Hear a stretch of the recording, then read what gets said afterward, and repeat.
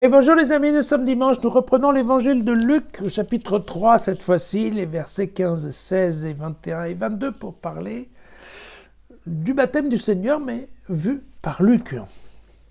Le peuple était dans l'attente et tous se posaient en eux-mêmes des questions au sujet de Jean-Baptiste. Ne serait-il pas le Messie ? Mais celui-ci répondit à tous, « Moi, c'est d'eau que je vous baptise, mais il vient celui qui est plus fort que moi. Et je ne suis pas digne de délier la lanière de ses sandales. Lui, il vous baptisera dans l'Esprit Saint et le feu. » Or, comme tout le peuple était baptisé, Jésus, baptisé lui aussi, priait. Alors le ciel s'ouvrit et l'Esprit Saint descendit sur Jésus sous une apparence corporelle, comme une colombe. Et une voix vint du ciel, « Tu es mon fils, moi, aujourd'hui, je t'ai engendré. » Voilà. Alors, Marc a repris le texte, Marc parle du baptême d'une façon très succincte. Matthieu va l'avoir repris très différemment de Luc, parce que Matthieu va dire, et vous allez apprécier, parce qu'on va parler à nouveau de christologie, de savoir quand est-ce qu'on peut déterminer si Jésus était divin ou pas. Et évidemment, Matthieu rentre dans une discussion qui est que quand Jésus va se présenter à Jean-Baptiste pour recevoir le baptême, celui-ci lui dit « Non, mais ça va pas, c'est toi qui dois me baptiser, qu'est-ce que c'est que cette histoire? Toi, tu viens pour le baptême. » Et l'idée de Matthieu est de dire « Oui, alors en fait, effectivement, Jésus, si Jésus est Dieu, il n'a pas de péché. Donc s'il n'a pas de péché, ça n'a aucun sens qu'il vienne se baptiser, suivre un rituel de purification pour des péchés qu'il ne peut avoir commis. Voilà. Hein?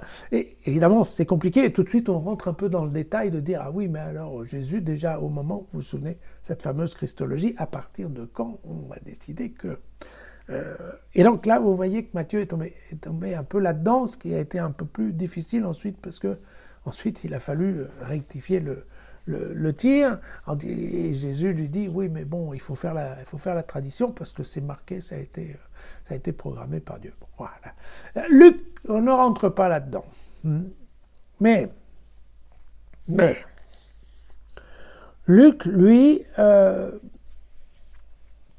va nous donner un détail, en fait, qui est important dans la notion de l'évangile de Luc. Pour Luc, le baptême, c'est l'esprit. Il faut comprendre, on verra ça après. Voilà. C'est que quand Jésus baptise, il y a en effet, la personne doit en effet confesser ses péchés. Et alors que Jean-Baptiste, ensuite, faisait faire un rituel d'immersion à la personne, lui, Jésus, va apposer les mains pour transmettre l'Esprit Saint.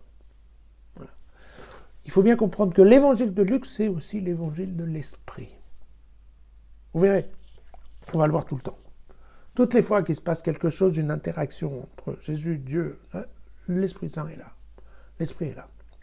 Et là, vous voyez que c'est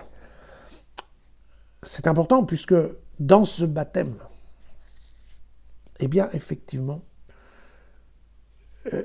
Luc insiste en disant que voilà, l'Esprit est descendu sous la forme d'une corporelle, d'une colombe. Donc, Luc nous dit, j'ai vu, ça s'est bien fait comme ça. Effectivement, on a vu descendre une colombe qui était l'Esprit, et puis on a entendu Dieu qui disait, voilà. Et vous voyez que, évidemment, cette option-là, elle a pu justifier qu'un certain nombre de chrétiens disent, oui, en fait, Jésus était né complètement homme, et puis quand il s'est fait baptiser par le Baptiste, c'est à ce moment-là qu'il a été habité par Dieu, parce qu'il y a cette histoire d'Esprit Saint qui descend. Et puis, il y a cette petite phrase de Dieu qui dit « Je t'ai engendré ». C'est-à-dire que, vous voyez, là, Luc insiste un peu en disant « Oui, engendré, non pas créé ». Donc, en fait, Luc est en train de dire, vous voyez qu'au moment déjà de la naissance, eh bien sûr, il y avait, voilà, Dieu est passé par là. C'est une autre façon de nous parler de l'Esprit qui est venu couvrir Marie. comme vous vous souvenez que c'était dans le chapitre précédent de l'évangile de Luc. Voilà. Je vous rappellerai 2 textes qui me paraissent être intéressants. Le psaume numéro 2, au verset 7. « Je publierai le décret, le Seigneur m'a dit, tu es mon fils, moi, aujourd'hui je t'ai engendré. » Voilà. Ce qu'on appelle un copier-coller. Et puis dans Ésaïe au chapitre 42, le premier verset, « Voici mon serviteur que je soutiens, mon élu que j'ai moi-même en faveur. J'ai mis mon esprit sur lui. Pour les nations, il fera paraître le jugement. » Et donc vous voyez bien que Luc entend appeler ici Jésus à la fois fils de Dieu, mais certes, mais le présenter aussi comme Messie envoyé et comme prophète qui va parler au nom du Père. Hein? Voilà ce passage du baptême de Jésus qui ensuite va se mettre lui aussi à baptiser, mais toujours en donnant l'Esprit. Voilà, à demain.